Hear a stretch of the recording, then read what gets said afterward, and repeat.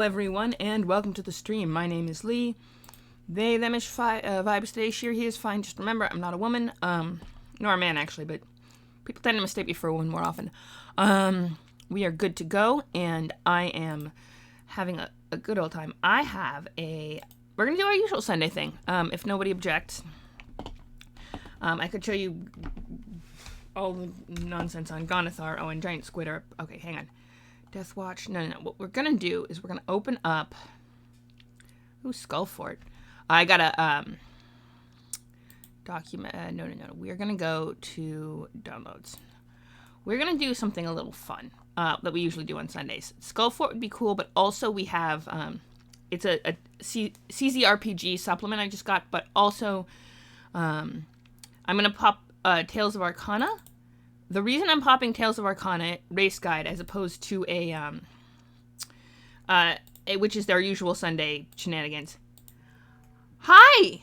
Flag. Same flag. Hello. Welcome. This flag is the demi-fluid flag.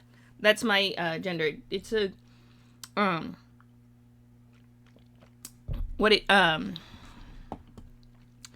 it means kind of halfway between both and neither. I think of it more like in terms of gender, like kind of sometimes half boy, sometimes half girl, kind of a little bit, but not really much of either. That's the vibe, and it's one of my favorite flags, so that's how I represent myself. Yeah, that's the flag. We're doing Tales of Arcana Race Guide, which is a D&D game. We are having a very good time with it today. I'm excited about it. I don't know if you've ever heard of Tales of Arcana. Also, welcome. I think you're new. Or at least you've never talked in chat. So, welcome. I am Lee. Yeah, I'm Lee. We do all sorts of cool character creation, world building shenanigans. Tales of Arcana Race Guide is a supplement I picked up by randomly backing on Kickstarter sometime last year, I think later 2020. Or I think I backed it well before that, and then it didn't come out until late 2020. And I've been digging into it because I did a random special episode looking through extra cool supplements that I hadn't got a chance to read yet, and this is one of the ones that I popped up with, so we've been running with it. It's a lot of fun. Hopefully you'll join us for random wackiness. It is intensively ridiculous lore guide, and I just love it. I do have one thing I have to do before we start the stream proper, which is go here and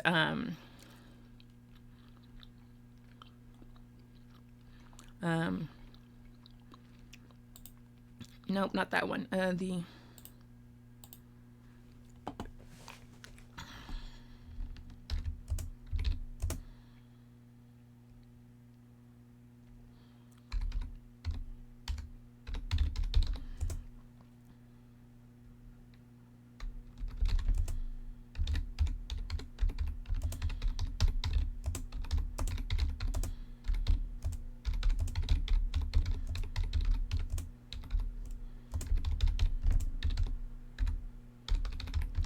There's going to be a stream later today. Sorry. Oh, that's, of course, the flag. That would be a demi-fluid flag. Basically, it's a gender flag. Halfway between, demi-fluid, it's halfway between, half boy and half girl. So kind of like, not really particularly masculine or feminine, but kind of flipping between the two-ish. It's, exactly, it fits me best. Also, welcome. Hi, we have a lot of viewers today. Welcome. But yes, it does tend to fit me because I'm kind of wonky with the gender. We have 3 first time chat viewers. Welcome. My name is Lee. Demi-fluid flag. Just non-binary and vibe in general. I'm very chill about pronouns. Just don't do anything homophobic in the chat and you're fine. Like, I'm super chill. Don't worry about it. But we're going to do Tales of Arcana Race Guide, which is super cool. And, what else? Also, hi. Welcome. we do a lot of crazy tabletop RPG stuff. We create worlds, we create characters, we dig into random lore books I found, this is one of them. It's my one of my favorites. I generally do it on Sundays because it's I started the Sunday stream as a chance to actually do this once a week because I didn't want to do just one stream on it.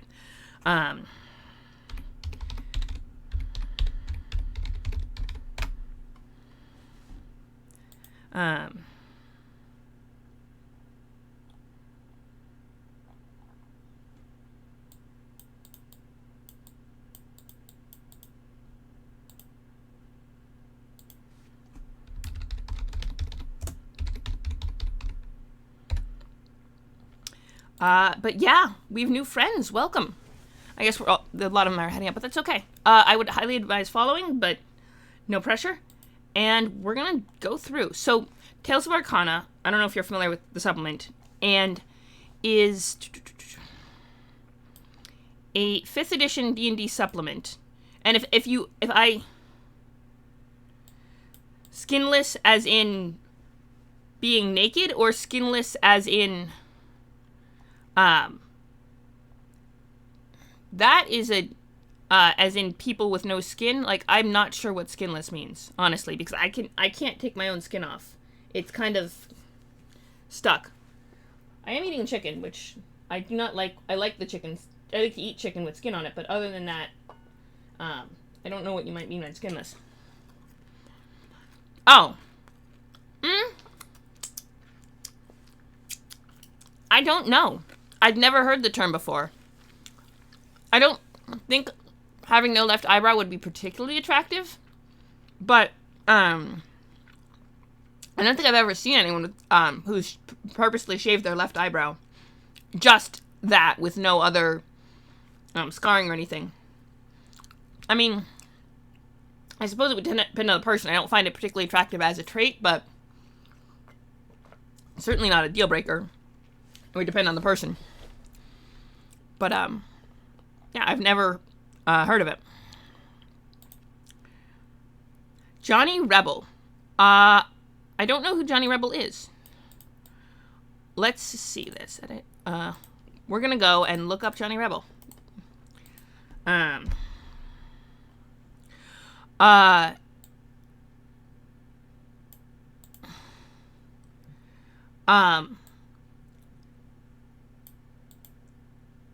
Oh.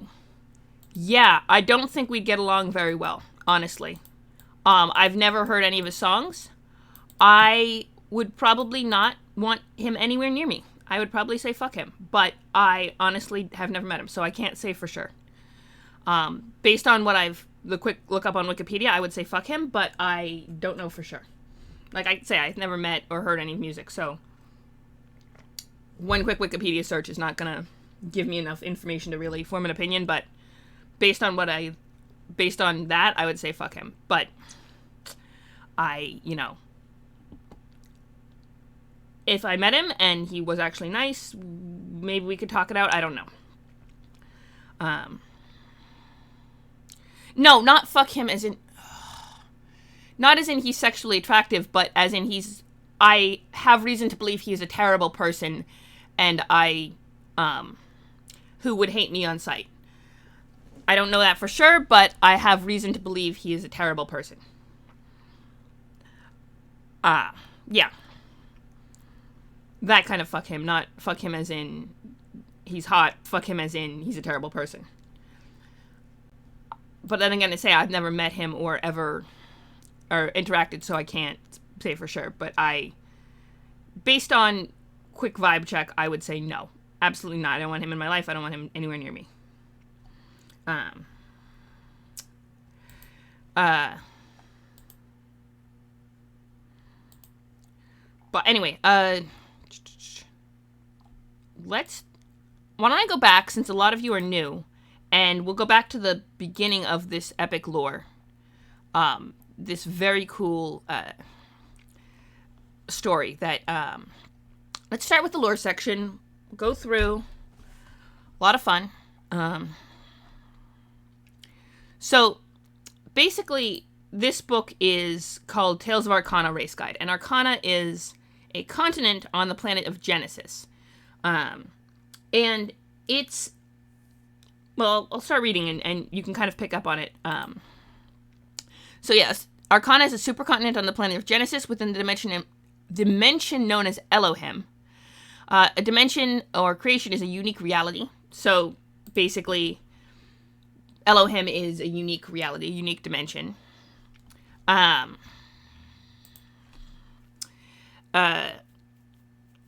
There are a huge but finite number of dimensions, and each is infinite in size. There are no parallel dimensions based on branching choices.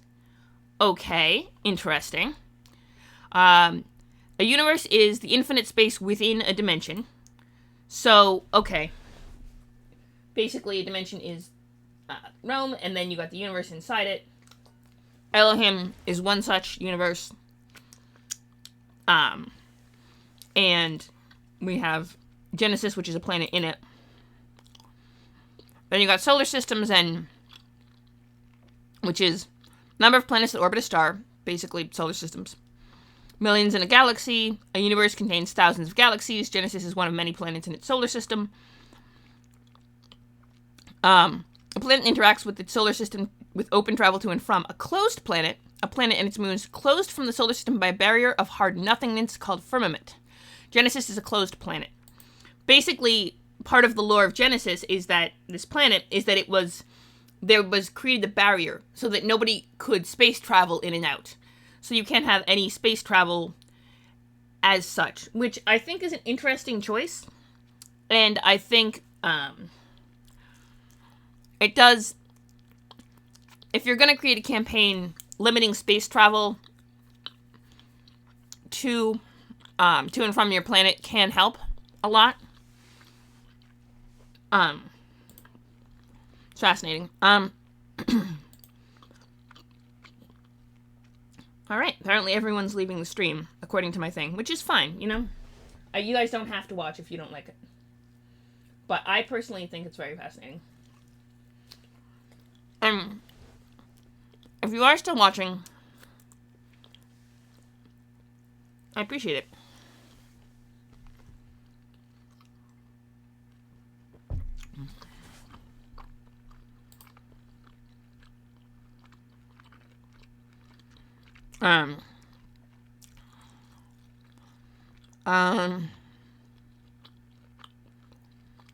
Alright, then you have a realm. This is where it gets complicated. Also, I always eat on stream. It's kind of a thing. Sorry if you don't like it, but it's kind of how I vibe. A pocket world that exists within a dimension is a realm. So, realms are like metaphysical connection to the dimension, but are like completely separate. Some realms are celestial or infernal in nature, but many more realms are separate mortal existences. Realms are usually tethered to a region of the mortal plane.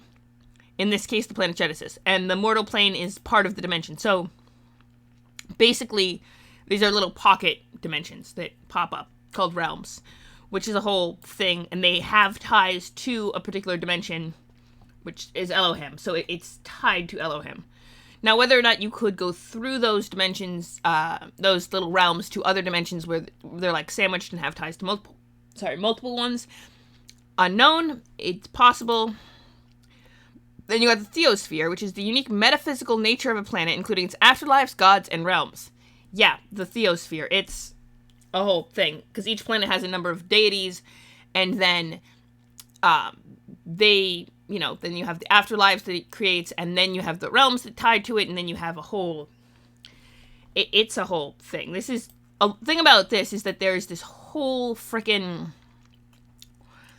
intensive layers of reality and different medical physics that they try to explain to create all this unique worlds, and it's awesome and a little bit much. So then you got a subsection of a realm that may be separated from the rest of the realm by physical or metaphysical barriers, like level, sphere, or ring. I'm not sure. Just basically a chunk of the realm that's cut off. A plane is a parallel existence that is out of sync with other planes but shares the same physical space. Haven is an untethered roaming realm that is inherently unstable. Can be as small as a house or as large as a forest or kingdom. Okay, so you have untethered ones. So most realms are tethered to a particular dimension, a version of reality. havens are just not, which is kind of cool and kind of intensive. And then you have Rift, which is an unstable portal from one realm to another. It exists for a short period of time, usually naturally occurring. And then you have Gates or Maws, which is a permanent portal. Sometimes one-way gates are constructed. So Gates means just someone built it. Maws are naturally occurring. Interesting. Wearing is a metaphysical soft spot between realms where things can kind of glop through. So obscured means unable to be perceived by magic used by the Fae and mages to protect endangered species or important locations. Obscured locations are spatially folded away so that unaware traveler moves directly from one end of the obscured location to the other while traveling, instead of traveling through it. Oh, okay, so a little fold in space-time. That is intensively cool. Then there's imprints or echoes, which are relics or locations that have become physically charged by monumental events and reflect the nature of their associated incident. So then there's the plan. So this is part of the cosmology that they built into Elohim, which is intensively elaborate and includes a lot of actors. So I'm going to try to explain as best I can, because it's actually quite interesting. So the plan is the blueprints of creation set by the Eternals, the creators of Elohim. So Elohim was created by the Eternals. Everything follows these rules and must act within the confines of what has been dictated. Even magic adheres to the plan. Then there's Decree, which is a divine command that changes the plan. And there's factions, guilds, organizations. And then Region is an area defined by characteristics such as geography or culture, nations, kingdoms, territories ruled by governments. Alliance is a group of nations and or kingdoms that have sworn to work together for mutual goals. Then you have Pantheon.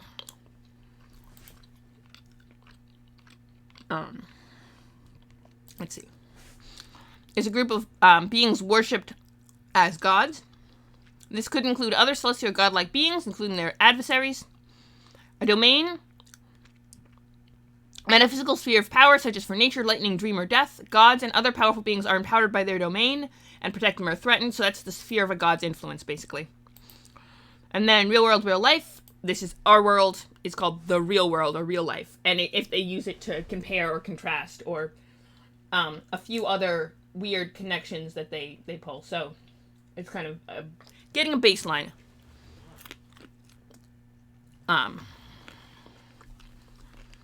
So Elohim has a complex cosmology. Yeah, it does. It's fascinating and really interesting, and I love going over it, but it is complex. And hopefully you find it interesting as well. I was going to do character creation, but we had a lot of new people, so we ended up roped into this. But yeah, we'll change it up with them. We'll do a little bit of backup cosmology.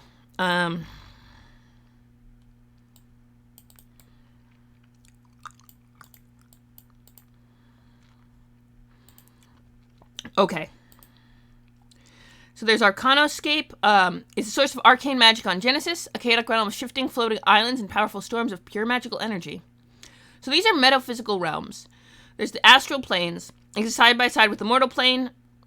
Though they are parallel to the mortal plane, natural landmarks may differ. Above the seemingly endless fields hangs a sky of shifting colors and foreign moons. Many find themselves in this place considered an alien planet. Beings from the mortal plane can travel here via astral projection. Then there's cyberspace. Okay, yeah, that's another thing, is that they have tech and magic coexisting in a way that is, which makes sense. I mean, the two are not, it's just another level of complication. When you allow tech to be so powerful that it creates something like cyberspace, on top of all the frickin' magic going on.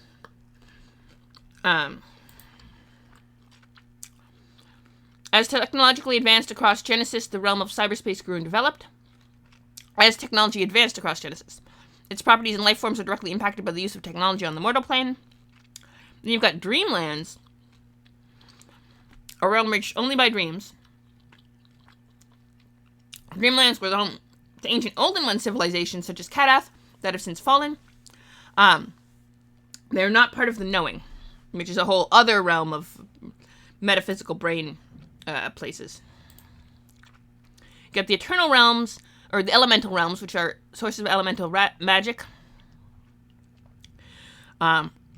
Regulating these primal forces, they're Earthscape, Firescape, Waterscape, and Windscape. Gem realm of the Earthscape filters and stores essence before it enters Elohim. Then you got the cosmic attend to massive machines that regulate and control all natural processes, the engines of reality. You have Equinox, which is the realm of the seasons. It's an happening to celebrate various holidays, ensuring that they occur and that calendar advances as normal. Fairy. There are many realms that the Fae claim, but the realm of Fairy is their capital, which they brought with them when the Fae migrated to Genesis. They actually came before Genesis became a closed planet, so they came from, essentially they were a pantheon from, this is why I told you that the cosmology of this gets a little weird. They were a pantheon on another planet in the universe somewhere, and they came along with their people. A bunch of them came and they created Fairy as the capital of their. They help maintain nature and the elements, though this is largely unknown. They just kind of exist. Fiction. The realm of books where the worlds of the written word play out their plots over and over. Fiction is a part of the Renaissance realms in the knowing. Yeah, that's very meta. They have that. It's intense. Yeah. The realm of nature, home to the eternal of the same name and the aspects, the progenitors of all animal species. Gaia maintains the natural order. It is connected to Genesis by the green path, a force that connects all plant life. Then there's the Godlands. The realms are home to the many god pantheons. While many of these have mortal populations, these are seats of power where the gods reside. Olympus, Asgard, and Heliopolis are some of the many godlands. Some are tethered via world trees. Then heaven is the celestial realm of light and order, home to the angels and the final destination for those who lived good and virtuous lives. Heaven is guarded by a massive pearly gates that open only to those worthy residing within. Yeah, and then they have a whole map of spirit plane, the astral plane, the mortal realms. All these other, because there's a whole history. Some highlights. Let's see. Here we go. Yeah, so basically, the Eternals, powerful beings made of essence, pure magic creation, created Elohim. They create the sun and the planets, most importantly, superplanet Genesis, whose theosphere houses a core of pure essence that emanates throughout all of Elohim via the layweb. So basically, in the beginning, there was nothing. The Eternals created the universe. They picked one star that they made, and they made a super planet to go around it. And they put the core of pure essence, which is the purest magic of creation, around the theosphere, this one planet. There's dozens of other planets out there, and some of them have life, and it's just this one planet, though, Genesis, which has the theosphere, that protects it from, actually, the theosphere is just the deities, and they have the essence there, so it is just kind of there. Yes, it is Sunday Funday. Hi, welcome. There's another friend of mine, Blue Box, who was basically the entire reason I got into streaming, who runs streams on Sunday. Oh, his stream is starting, I think. But yeah, I usually stream on Sunday until that stream starts, and then right into that, and actually, so you got here just in time. Blue Box is starting, and we're going over a lot of basically the Tales of Arcana, which is the one that has all the advanced race guide that has dozens of.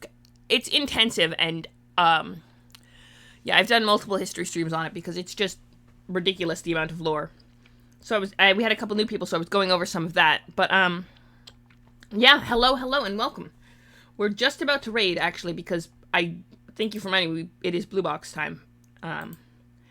But they're doing a special, stream, and I always love reading into their stream. So if you guys want to come, I know, please come. It's going to be a really good time. Essentially. Thank you all for coming, and you guys are awesome. I'll do a late night stream on Monday. Type up and then other shenanigans. Here we go.